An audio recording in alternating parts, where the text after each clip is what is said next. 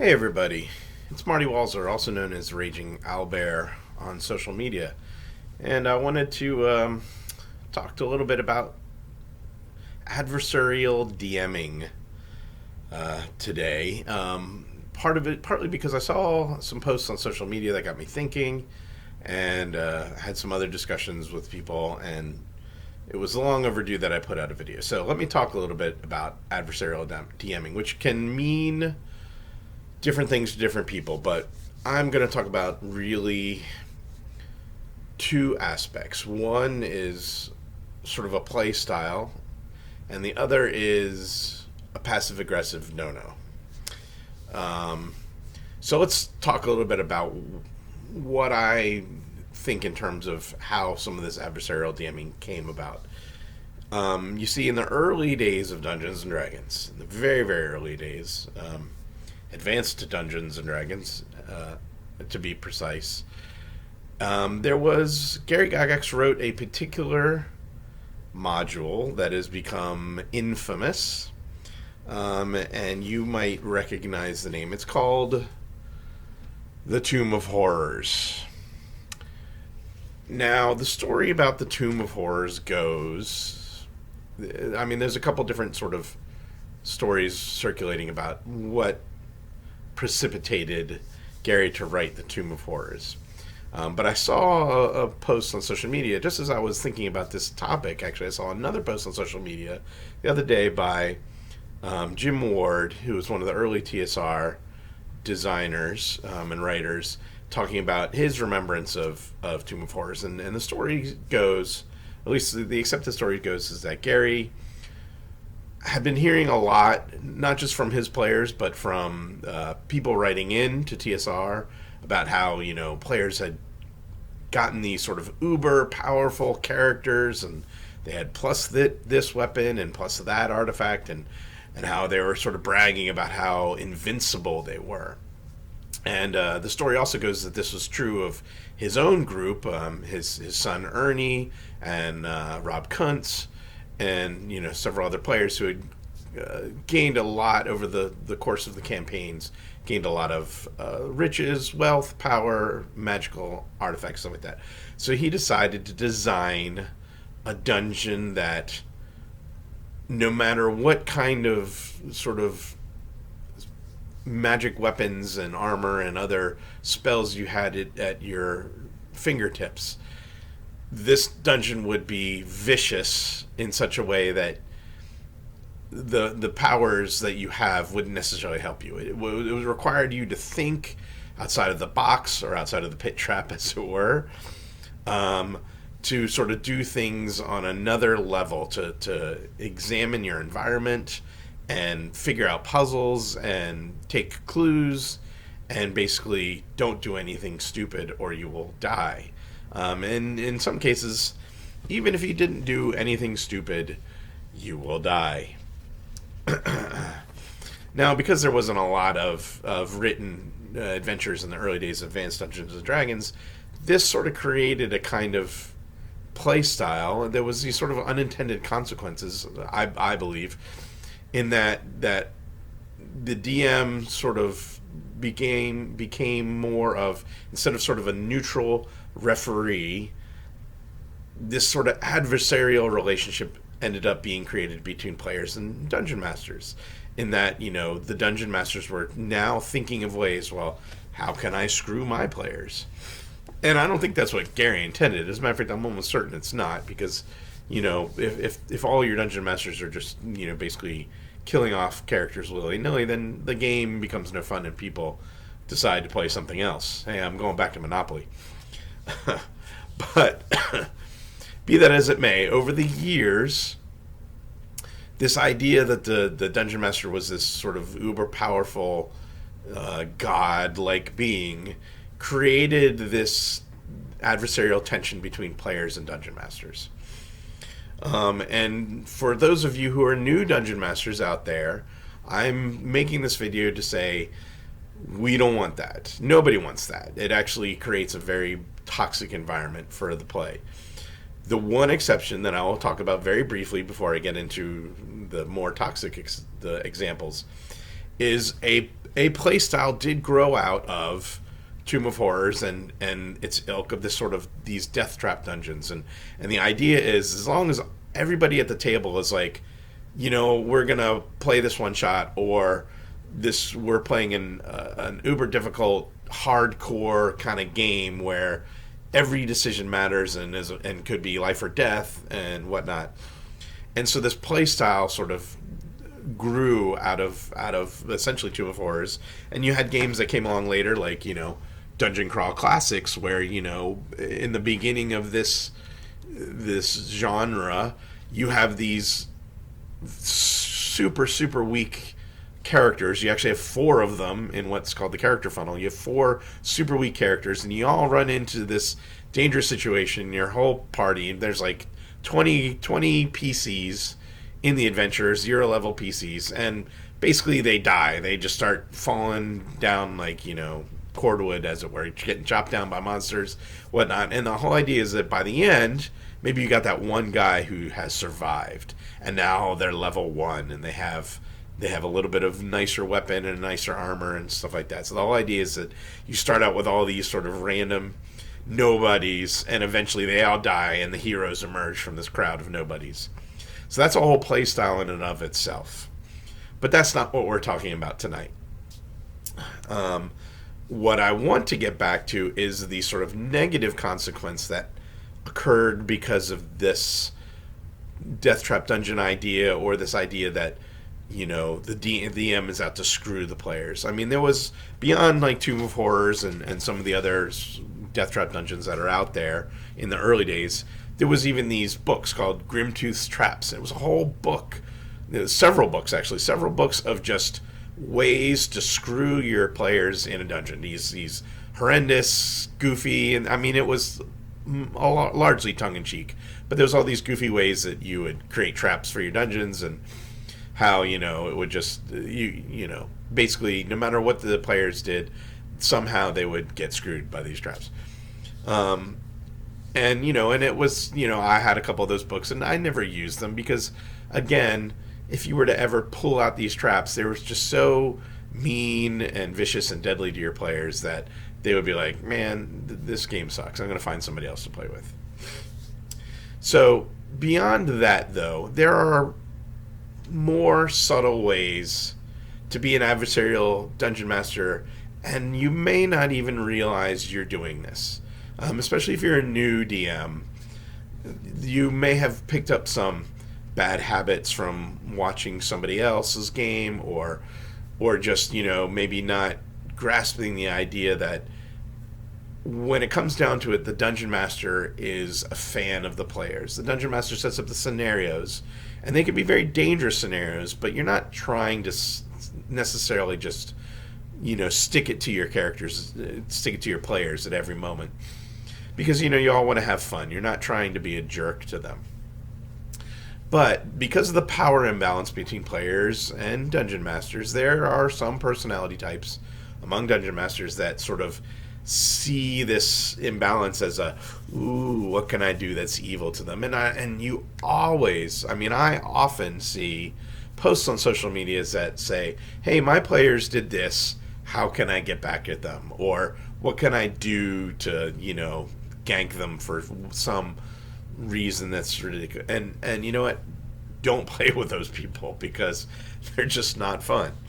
So here's how you can tell if you're one of those people, or just how to avoid not being one of those people. And the reason I thought of this whole video is somebody posted a meme, and I know it was supposed to be a funny, anecdote of what can happen. But the meme was, there's this guy with his head down on the desk or on the table, like, oh my God, I can't believe I did that kind of thing. And the caption was, when the rogue realizes he left 1,600 gold pieces at the shopkeepers. So the idea being, the rogue player never said, oh, I pick up my bag of gold and leave. Like, he just leaves the shop and he doesn't pick up the bag of gold.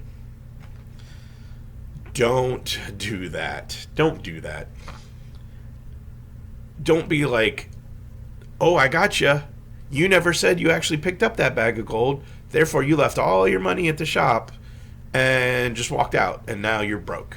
All that money you collected. This is a prime example of being a nitpicky DM, and you may not even be realizing, but you're being a jerk because the player didn't explicitly declare something that should be obvious. And in the case of this example, where the player, quote, leaves the shop without whatever they bought, or without the bag of gold because they just sold a bunch of goods or whatnot, the players... You're not in a virtual reality where there's a big bag of gold sitting on the counter. The players are sitting in chairs imagining stuff. They don't see what you see in their mind, and they're not actually there. And the rogue player doesn't feel the weight of those gold coins as he's walking away. Now, if he were actually inhabiting that player, like if this was like, not LARPing, but you know what I mean. If this scenario were reality, if you lived in that fantasy world and you went into the shop and you sold some stuff and you had all this money, you wouldn't just lay it on the counter and walk out and be like, oh gee, what happened to all my money? No, it was there. You know that you were holding this heavy weight of coins, this 30 pounds of gold coins or silver or whatnot. There'll be all these sensory perceptions that you would have as the character that you do not have as the player. And the Dungeon Master needs to realize this. The players are not their characters. They don't necessarily remember every single thing that's going on in a scene because they're not there. They're limited by what information you have conveyed to them.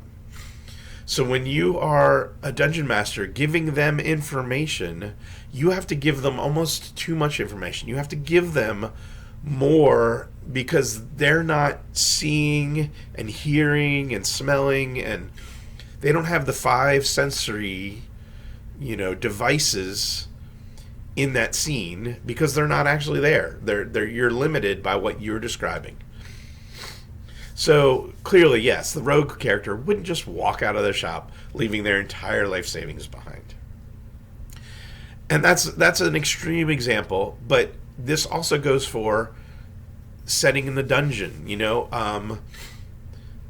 if there are traps, if there are other things in the environment that can harm the players, it is your job as the Dungeon Master to give those hints, to set the scene appropriately so that their limited sensory perception of that, imagined world is made up for by your descriptions.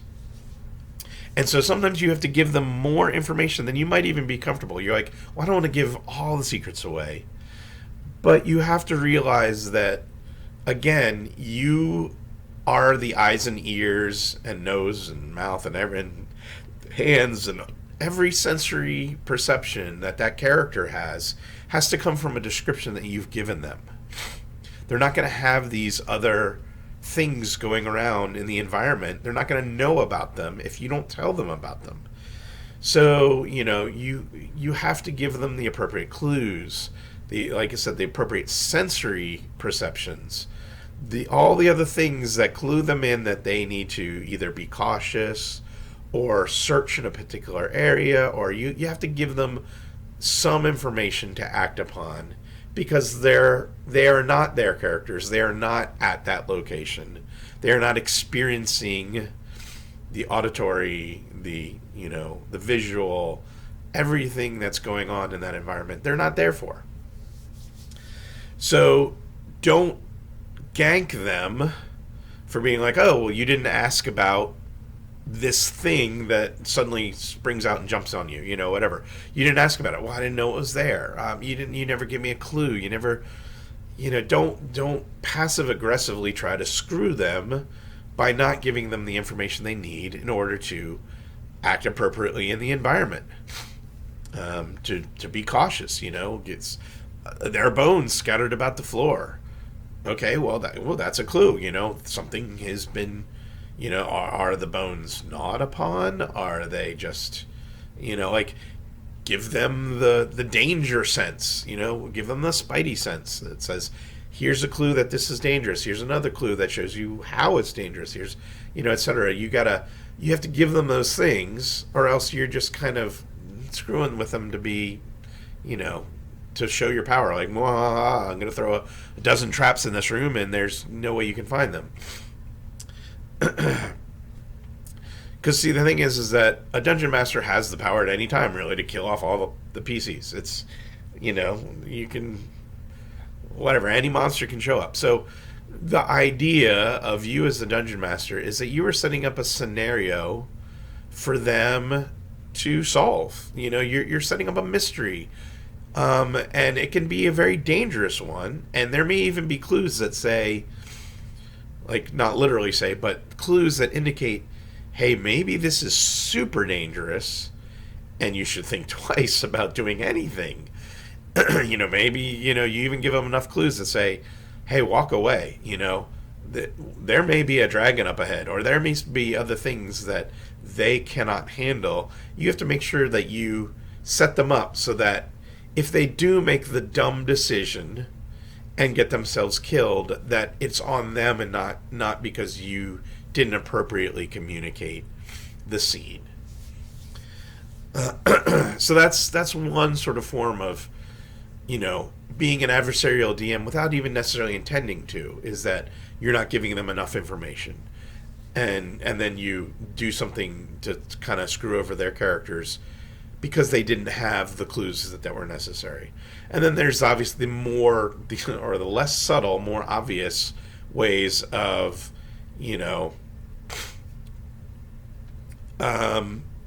all these monsters rush in and you guys get captured. Well, wait, we want to fight our way out, or we want to negotiate. No, you captured.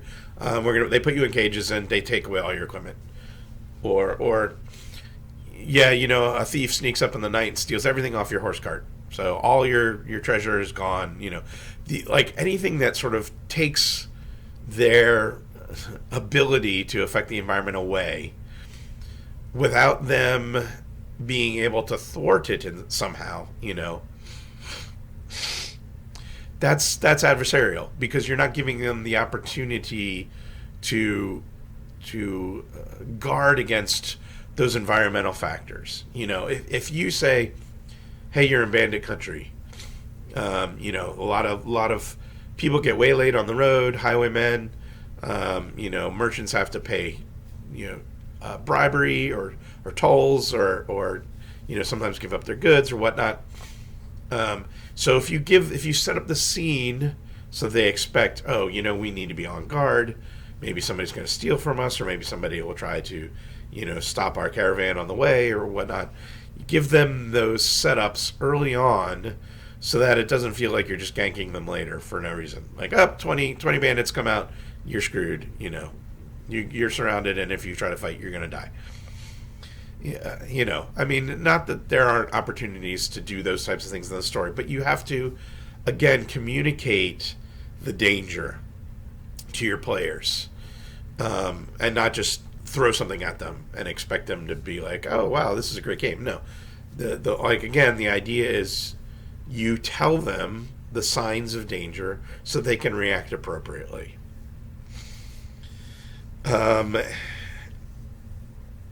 So yeah,